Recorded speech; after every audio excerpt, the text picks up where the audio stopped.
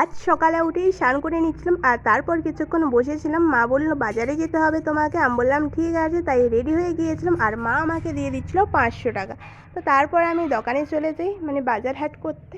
আর ওখান থেকেই কিছু জিনিস কিনে বাড়িতে ফিরি। তো বাবা এনেছিল আখের রস, তো সেটাই খেয়ে নিচ্ছিলাম।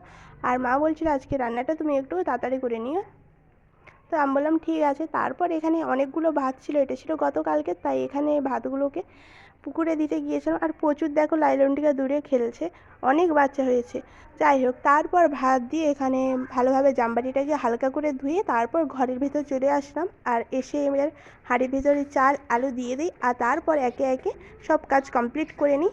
আর এখানে হাঁড়িটাকে গ্যাসে চাপিয়ে দিই, সঙ্গে এই সাইডে মাছের নুন হলুদ মাখিয়ে দিই। আর এই সাইডে বান্নাটাও বেটে নিচ্ছিলাম মিক্সচারে।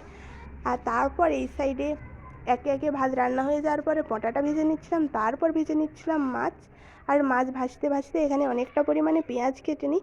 আর অনেকটা খিদে পেয়ে যায়, সকাল থেকে সেই যা আখের রসটাই খেয়েছিলাম, তাই এখানে মুড়ি খেয়ে নিচ্ছিলাম, যেখানে ছিল 2 রকমের ছলা, সঙ্গে ছিল কলাই সেদ্ধ আর ছিল পেঁয়াজ। মুড়ি খাওয়ার পর এখানে মাছগুলো ভালোভাবে ভেজে নিচ্ছিলাম। মাছগুলো ভাজার পর একে একে আমি রান্না কমপ্লিট হয়ে যায়। তো এখানে করেছিলাম সুটা দিয়ে মাছের টক, এখানে ছিল মাছে বান্না, আর এই সাইডে ছিল মাছ ভাজা, আর ছিল ডাল আলু মাখা, আর ছিল লঙ্কা ভাজা। যাই হোক, ভিডিওটা তোমাদের কেমন লাগলো জানি, ভালো লাগলে একটা লাইক করে দিও আর ইউটিউব দেখলে সাবস্ক্রাইব করবেন। সবাই ভালো থাকবেন, সুস্থ থাকবেন, টাটা।